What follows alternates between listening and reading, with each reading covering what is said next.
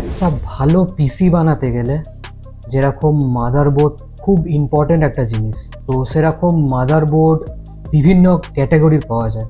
আপাতত কনজিউমার লেভেলে আমরা দেখতে পাই মেনলি 4 রকমের মাদারবোর্ড। 4 রকম মাদারবোর্ডের মধ্যে তার মেনলি সাইজেরই পার্থক্য।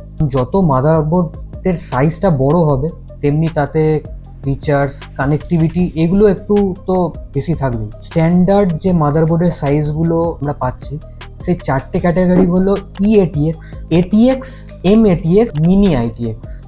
আমরা এই 4টে ক্যাটাগরির মাদারবোর্ডই মেনলি আমরা পিসি বিল্ডিং এর ক্ষেত্রে ইউজ করছি। যেমন এই মাদারবোর্ডটা ইন্টেল সিরিজের মাদারবোর্ড, এটার মডেল হচ্ছে B760i।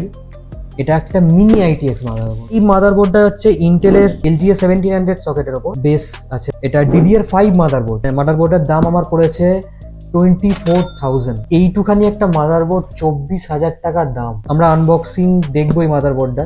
ফুল রিভিউ ভিডিও অবশ্যই আমি যত তাড়াতাড়ি পারবো আপলোড করার চেষ্টা করব। ইন্টেল 12, 13, 14 জেনারেশন অবধি সাপোর্ট করতে পারবে। B760i সিরিজের motherboard, ASUS ROG Strix gaming. এটা ওয়াইফাই মাদারবোর্ড, ওয়াইফাই আর ব্লুটুথ ইনবিল্ড আছে। ফিউচারে কাস্টম Mini-ITX পিসি বিল্ড এর ভিডিও বানানোর চেষ্টা করব ডেফিনেটলি। এই Mini-ITX মাদারবোর্ডটা কিরকম আনবক্সিং ভিডিওতে দেখেন।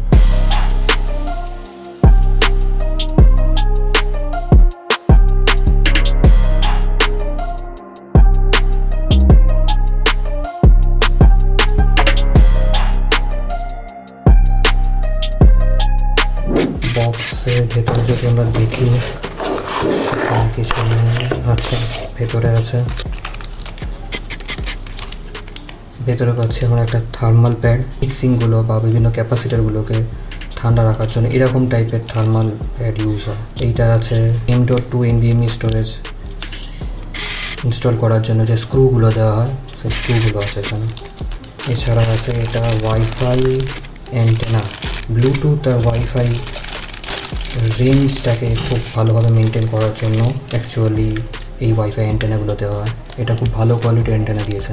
কিছু কিছু অ্যান্টেনা হয় যে মাদারবোর্ডের সঙ্গেই অ্যাটাচ হয়ে থাকে, আবার কিছু কিছু এক্সটার্নালভাবে এরকম তারের মাধ্যমে ইউজ করা হয়। এটা কোনো মেটাল সারফেসে বা কেবিনেটের ওপরে সাইডে এটা ম্যাগনেটিকভাবে অ্যাটাচ হয়ে যাবে। দুটো SATA কেবিল আছে এখানে। অডিও ইনপুটের জন্য 7 পিন বা 9 পিন কানেক্টার আছে। জিপ টাই দিয়েছে। ASUS ROG থেকে এটা কিরিং প্রোভাইড করেছে। আবার আর একটা M.2 NVMe অ্যাটাচমেন্ট স্ক্রু।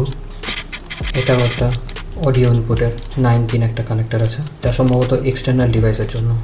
আবার আর একটা স্ক্রু টাইপের কিছু আছে, কিছু ক্লিপ জাতীয় কিছু হতে পারে।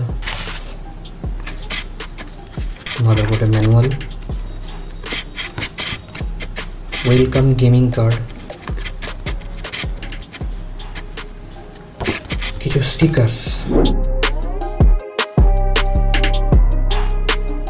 এখানে প্রাইমারি M.2 NVMe একটা স্লট, দুটো RAM slot, USB Type-C front প্যানেলের জন্য একটা পোর্ট, USB 3.0 বা 3.1 এর একটা কানেক্টর, 4টে SATA পোর্ট, PCIe 5.0 কানেক্টর আছে। লেটেস্ট যে কোনো GPU ইনস্টল করে রান করতে পারবে।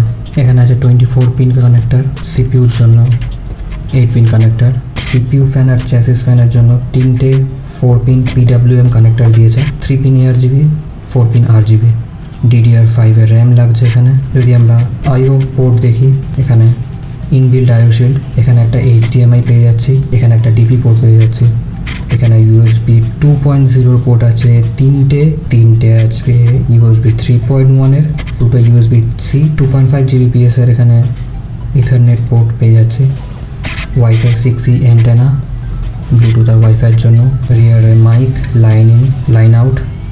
তো এই ছিল একটা ছোটো আনবক্সিং। অবশ্যই কমেন্ট করে জানাবে এর ফুল ডিটেলস ভিডিও দেখতে চাইলে।